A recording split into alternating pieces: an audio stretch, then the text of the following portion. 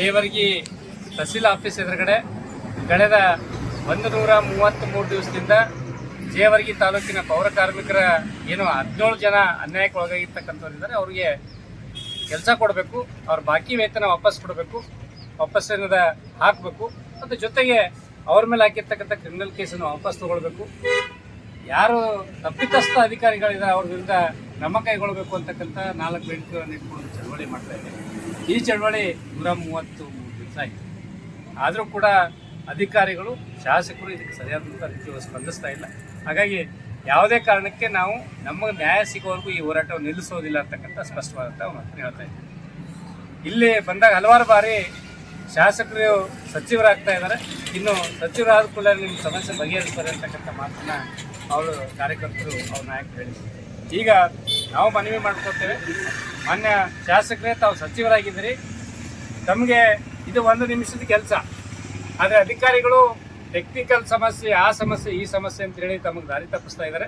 ದಯವಿಟ್ಟು ಭ್ರಷ್ಟ ಅಧಿಕಾರಿಗಳ ಮಾತಿಗೆ ಕಿವಿಗೊಡ್ದೇನೆ ತಾವೇನದ ತಮ್ಮ ಕ್ಷೇತ್ರದ ಅನ್ಯಾಯಕ್ಕೊಳಗಾಗಿರ್ತಕ್ಕಂಥ ನೊಂದು ಬೆಂದು ಕೆಲಸ ಮಾಡಿದ್ರು ಕೂಡ ಬೀದಿ ಮೇಲೆ ಇರ್ತಕ್ಕಂಥ 16 ಜನ ಪೌರ ಕಾರ್ಮಿಕರಿಗೆ ಒಳಗಡೆ ನೇಮಕಾತಿ ಮಾಡಲಿಕ್ಕೆ ಕ್ರಮ ಕೈಗೊಳ್ಳಬೇಕು.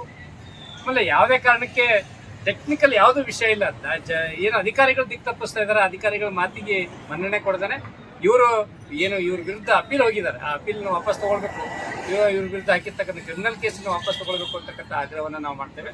ಈಗಾಗಲೇ ಹಿಂದೆ ಹೇಳಿದ್ದೀವಿ, ನಾವೇನಾದ್ರೂ ನಮಗೆ ನ್ಯಾಯ ಕೊಡಿಸದೇ ಇದ್ದರೆ ಅನಿವಾರ್ಯವಾಗಿ ತಾಯಂದರು ಎಲ್ಲರೂ ಸೇರಿ ಇವತ್ತು ಪೌರ ಕಾರ್ಮಿಕರು, ಜೇವರ್ಗಿ ತಾಲೂಕು ಪೌರ ಕಾರ್ಮಿಕರ ಸಂಘದ ವತಿಯಿಂದ ತೀರ್ಮಾನ ಮಾಡಿದ್ದೇವೆ. ನಾವು ನಮಗೇನದ ಕಸಬರ್ಗಿ ಮೂಲಕ ಸ್ವಾಗತವನ್ನು ಕೋರ್ತಕ್ಕಂಥ ಅನಿವಾರ್ಯತೆ ಸೃಷ್ಟಿ ಆಗ್ತದೆ ಅಂತಕ್ಕಂಥ ಇದನ್ನ ಹೇಳ್ತಾನೆ. ದಯವಿಟ್ಟು ಹಂತದಕ್ಕೆ ಅವಕಾಶ ಮಾಡಿಕೊಡ್ಬೇಡಿ. ನಾವು ನೂತನ ಸಚಿವರಾಗಿ ಮೊದಲನೇ ಬಾರಿಗೆ ಜೇವರ್ಗಿ ಮತಕ್ಷೇತ್ರಕ್ಕೆ ಬರ್ತಾ ಇದ್ದೀರಿ, ನಮಗೂ ಕೂಡ ಸ್ವಾಗತ ಮಾಡಲಿಕ್ಕೆ ನಮ್ಮ ತಾಯಂದರು ಹೂವಿನ ಹಾರ ಹಾಕ್ಲಿಕ್ಕೆ ತಯಾರಿದ್ದಾರೆ. ಆದರೆ ಅವ್ರಿಗೆ ಅವ್ರಿಗೆ ನ್ಯಾಯ ಕೊಡಿಸಿದಾಗ ಮಾತ್ರ ಅದು ಸಾಧ್ಯ ಆಗ್ತದೆ. ಇಲ್ಲೇ ಇದ್ರೆ ಮಂಡ ಕಸಬರ್ಗಿ ಮೂಲಕ ತಮ್ಮ ಸ್ವಾಗತ ಮಾಡಬೇಕಾಗ್ತದೆ ಅಂತಕ್ಕಂಥ ಮಾತನ್ನು ಅತ್ಯಂತ ನೋವಿನಿಂದ ಹೇಳಬೇಕಾಗ್ತದೆ. ದಯವಿಟ್ಟು ಸಚಿವರಾಗಿ ನಮ್ಮ ಕ್ಷೇತ್ರದಲ್ಲಿ ಕೆಲಸ ಮಾಡಿರ್ತಕ್ಕಂಥ ಕಾರ್ಮಿಕರಿಗೆ, ಅದು ವಿಶೇಷವಾಗಿ ದಲಿತ ಮಹಿಳೆಯರಿಗೆ ಮತ್ತು ದಲಿತ ಸಮುದಾಯಕ್ಕೆ ಸೇರಿರ್ತಕ್ಕಂಥವ್ರಿಗೆ ಅನ್ಯಾಯ ಮಾಡಲಿಕ್ಕೆ ಹೋಗಬೇಡಿ ಅಂತಕ್ಕಂಥ ಮನವಿಯನ್ನು ಮಾಡ್ತಾ ದಯವಿಟ್ಟು ಇವು ಸಮಸ್ಯೆಯನ್ನು ಬಗೆಹರಿಸಿ ಅಂತಕ್ಕಂಥ ಕಳಕಳಿಯ ವಿನಂತಿಯನ್ನು ಮಾಡ್ಕೊಳ್ತೀನಿ. ನಾನು ಡಾಕ್ಟರ್ ಮಹೇಶ್ ಕುಮಾರ್ ರಾಠೋಡ್, ಜೇವರ್ಗಿ ತಾಲೂಕು ಪೌರ ಕಾರ್ಮಿಕರ ಸಂಘದ ತಾಲೂಕು ಅಧ್ಯಕ್ಷ.